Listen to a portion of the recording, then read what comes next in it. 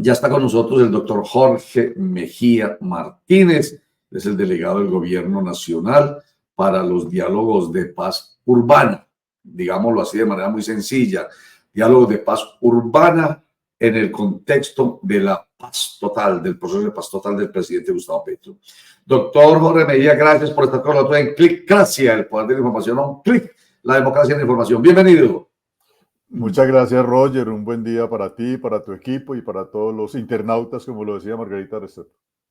Sí, señor, muchas gracias. ¿A usted le gusta pasear? ¿A usted le gusta pueblear? ¿Usted conoce Antioquia? Doctor Jorge. Sí, pues como tuve la oportunidad de ser secretario de gobierno, Roger, 2004-2007, pues lógicamente esa es una obligación de los funcionarios del gobierno departamental, recorrer todo el territorio, conversar con la gente, buscar soluciones, etcétera, y eso fue toda una oportunidad para pueblear, como estaban diciendo ustedes.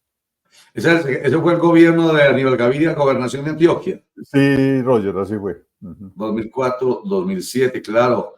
Es que se ha tenido mucho puesto importante, hombre. No ha faltado qué hacer. Usted ha sido de los privilegiados en Antioquia con buenos puestos importantísimos y de mucha responsabilidad. Sí, Roger, afortunadamente sí he estado en lo público. Antes de ser secretario de gobierno fui concejal de la ciudad de Medellín y lógicamente el tema público ha sido parte de nuestra vida y de una u otra manera ahí seguimos también, Roger. Sí, sí, porque vea, cuando fue secretario de gobierno le tocó recorrer Antioquia y el secretario de gobierno, yo creo que en ese momento no había, estamos hablando del gobierno de Aníbal Gaviria, yo creo que no había, no recuerdo la verdad, secretario de seguridad específicamente. Eso le tocaba mucho al secretario de gobierno, ¿cierto? Los temas de políticos y de seguridad. Sí, así fue, Roger. El secretario de seguridad es muy reciente. Yo creo que lleva que 2 o 3 administraciones nomás. De Sí, resto, sí. la Secretaría de Gobierno era la entidad encargada de todo lo que tenía que ver con la seguridad ciudadana en todo el departamento. A Sí. nosotros particularmente nos tocó todo el proceso de movilización de las AUC en el gobierno de Álvaro Uribe y fue una experiencia muy interesante la que tuvimos allí, buscando la implementación de ese acuerdo entre el gobierno nacional y las Autodefensas Unidas de Colombia.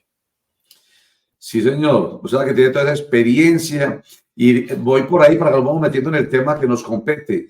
Se produce ese proceso con las AUC, no todas las Autodefensas Unidas de Colombia, o sea, los miembros de las Autodefensas Unidas de Colombia, no todas se desmovilizan, como no se desmovilizaron todos los del M19, los del EPL, el Quintilán, el PRT, Corriente de Renovación Socialista, la memoria que tengo yo, doctor Jorge, también, hasta llegar ahorita desmovilización de las FARC. No, hay disidencias de cada uno de los procesos. Obviamente hubo disidencias de las AUC.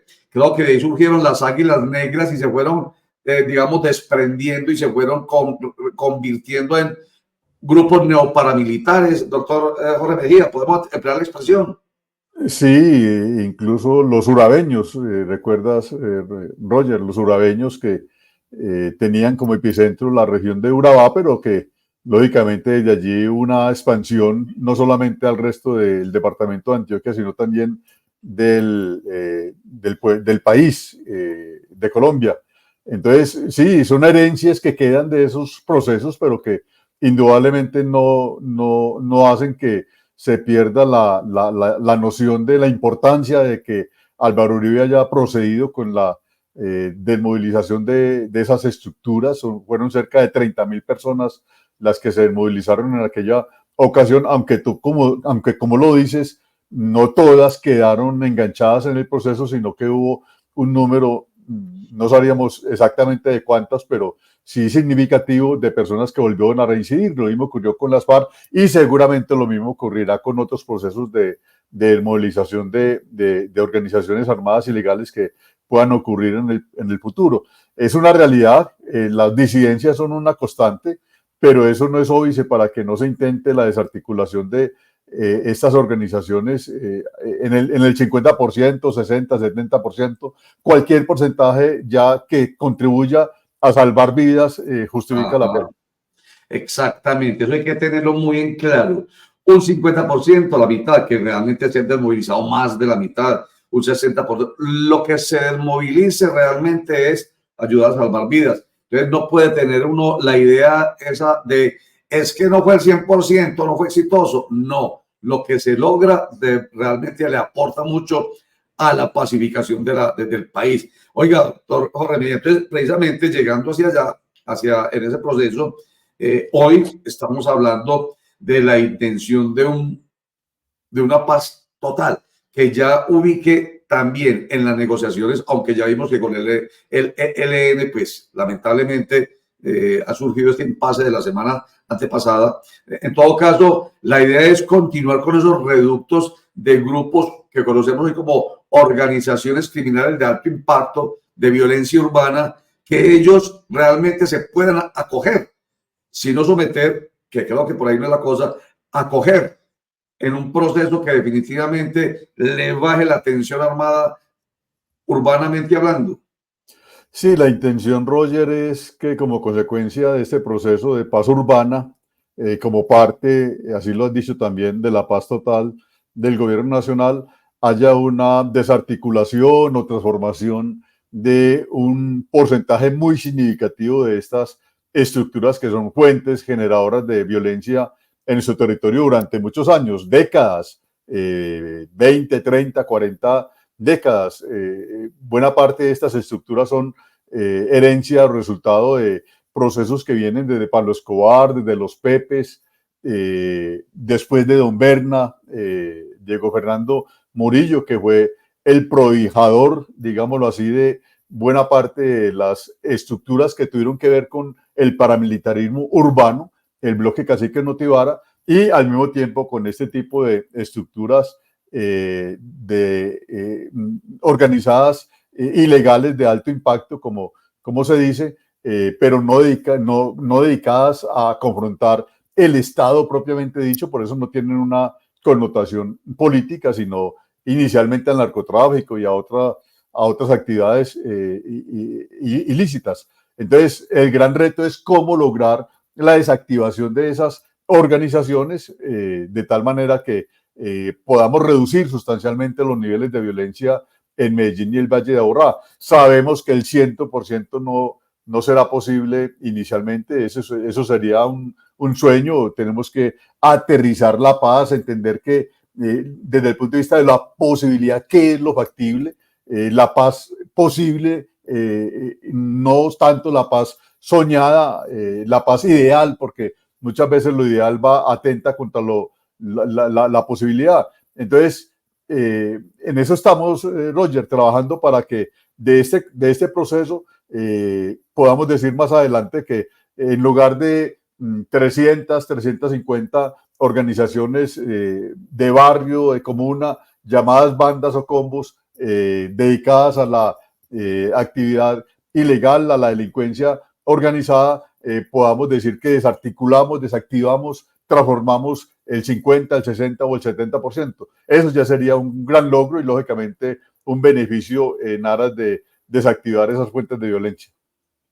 Doctor Robert Mejía, y la aquiescencia del alcalde de Medellín, Federico Gutiérrez, y hablemos de los diferentes alcaldes, porque estamos hablando del Valle de Aburrá, ¿cierto? Estamos hablando de la conurbación, las bandas no solamente funcionan en Medellín, sino que tienen esa posibilidad de efectos de ida y vuelta en el Valle de Aburrá. La aquiescencia del alcalde, especialmente de Medellín, es muy importante para que se pueda llegar a ese propósito, doctor Jorge. Sí, Roger, lógicamente, pues como consecuencia del principio constitucional, que es una obligación de la armonía interinstitucional, debiera de haber un solo propósito común por parte de los distintos niveles de esa institucionalidad, trabajar todos para el mismo lado. Desafortunadamente hoy tenemos una realidad distinta.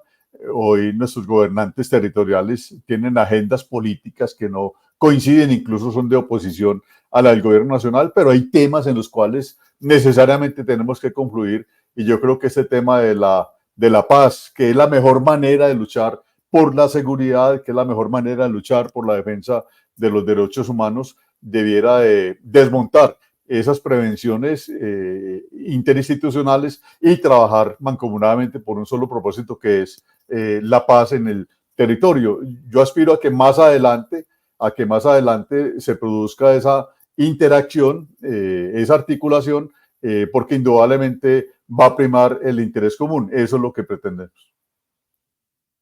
Doctor Jorge Mejía, buen día, cordial saludo. ¿Cuándo tendremos noticias ya más concretas de este proceso con las bandas? Porque la última vez que hablamos, usted decía que estaba muy cerca como un primer momento. ¿Ha habido dificultades para ese primer momento? Javier, no, buenos días. No, se ha estado trabajando en ese sentido en Bogotá, a nivel del Congreso, a nivel de la presidencia. Ha habido mucha actividad recientemente sobre el tema. Esperamos que esas decisiones se puedan concretar rápidamente, que tienen que ver con un redireccionamiento del proceso, una redinamización del mismo, de tal manera que podamos lograr los propósitos que ahora mencionamos. Hay preocupación en el gobierno nacional por el tema resultados y a nosotros nos llama la atención positivamente esa disposición, porque indudablemente el proceso acá se ha sostenido, está vivo, merced al apoyo ciudadano, merced al apoyo por parte del Congreso de la República, pero ha habido algunas dificultades con la oficina del consejero comisionado que entiendo se han estado resolviendo en estos últimos días. Doctor Jorge Mejía, siempre se habla, y cuando estamos tratando este tema, se habla del marco jurídico. Yo le voy a pedir, por favor, que los colabore otra vez precisando cómo va ese marco jurídico, qué es lo que tenemos y qué es lo que falta realmente para que estas estructuras armadas, conocidas como combos o bandas, puedan tranquilamente sentarse a la mesa y poder acercarnos a lo que se está buscando. Sí, hoy hay unos fundamentos jurídicos que han soportado el proceso de la paz total y, como parte del mismo, la paz urbana. La Constitución es muy clara en plantear la paz como una obligación por parte del Estado y como un derecho por parte de los ciudadanos. Al mismo tiempo hay una ley, que es la 2272, que se llama la Ley de Paz Total, que se aprobó finalizando el año 2022. Fue de las primeras leyes que este gobierno de Gustavo Petro logró sacar avante en el Congreso de la República. Entonces, merced a esa ley 2272, que ya tuvo revisión por parte de la Corte Constitucional, que la declaró en esencia exequible, facilitó la designación de unos voceros de las estructuras y de unos delegados por parte del gobierno nacional para poder instalar las mesas de diálogo sociojurídico en Medellín, en Quibdó y en Buenaventura, mesas que están con algunas dificultades funcionando.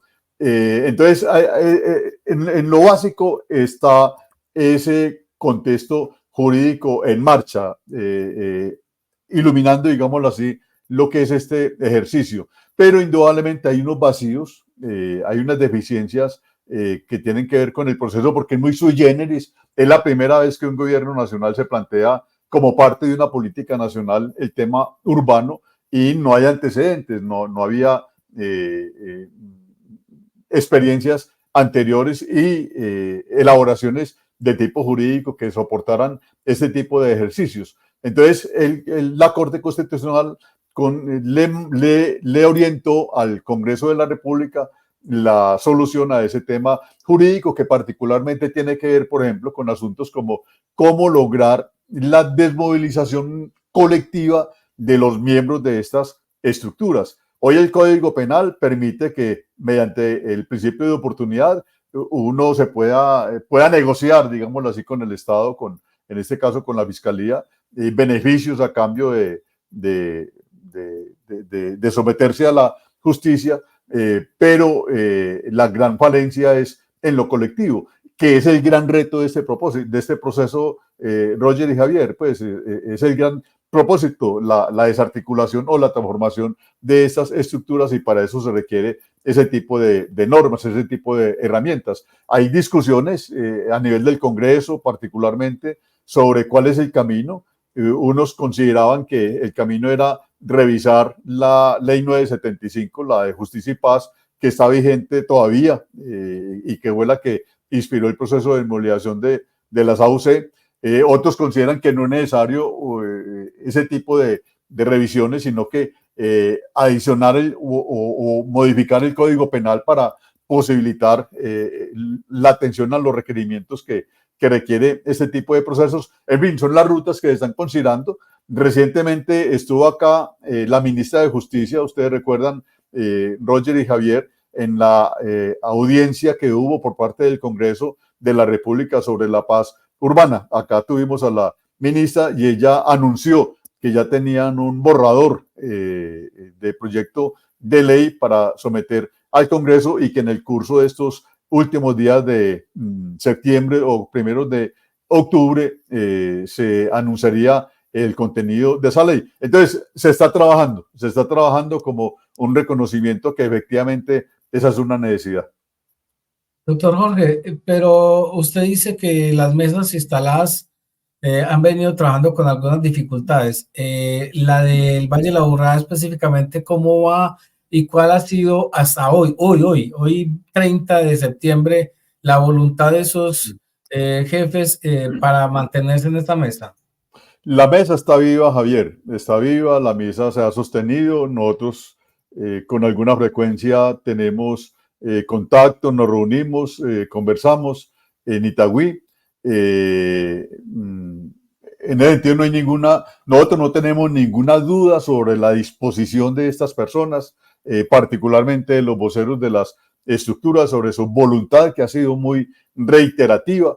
Igualmente el apoyo social también ha sido muy significativo, el apoyo del Congreso de la República, donde recientemente por ley se crearon las comisiones legales de paz y posconflicto y particularmente una comisión accidental para la paz urbana, precisamente en aras de que el legislativo se vincule, se articule a este ejercicio que es de interés común por parte de todos los colombianos, el intentar sacar adelante este propósito de la paz total y la paz urbana. Doctor Jorge, cuando se crea esta mesa de diálogo en la cárcel de máxima seguridad en el municipio de Itagüí, pues todos los ciudadanos creíamos que iban a disminuir actos de violencia como los hurtos, los robos, o al menos delitos de alto impacto. Pero hoy vemos una realidad, por ejemplo, en la ciudad de Medellín, que antes, por el contrario, están aumentando estos delitos.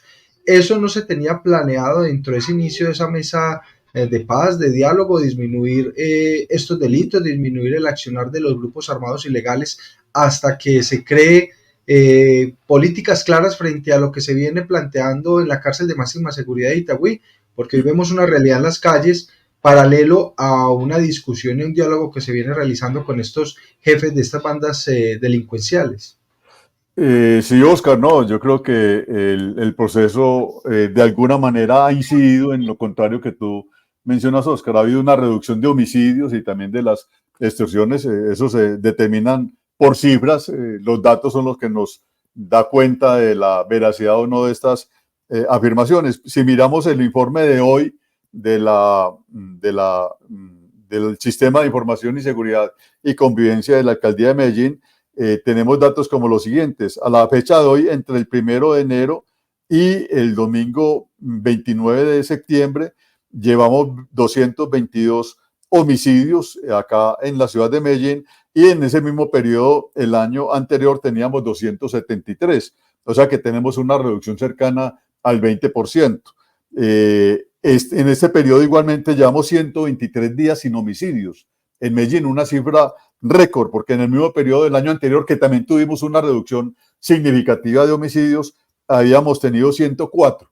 La tasa de homicidios el año pasado terminó en 114 por cada 100.000 habitantes. La meta es terminar este año con 11 homicidios por cada 100.000 habitantes. Entonces ha habido una reducción importante de los homicidios, que es el principal indicador, el que tiene que ver con la vida, el que tiene que ver con la integridad de las personas. Y por las cifras también de la misma administración ha habido también igual comportamiento en el resto de los municipios del Valle de Aburrá. Entonces, ¿ha habido algún impacto, Oscar? Pues de pronto pudiera ser mejor la cifra o el indicador. Ese sería ya un reto.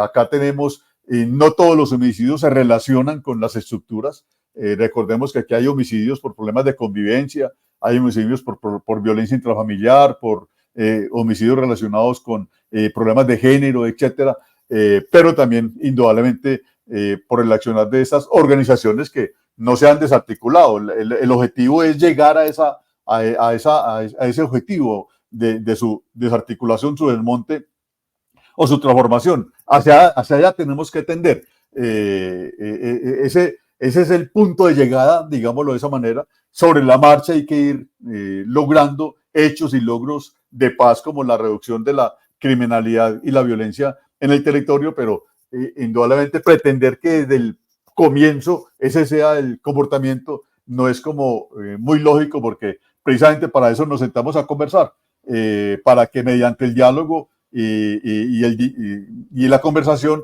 logremos desactivar esas fuentes de violencia y podamos al final del proceso mostrar unos compromisos que dan cuenta de esa voluntad.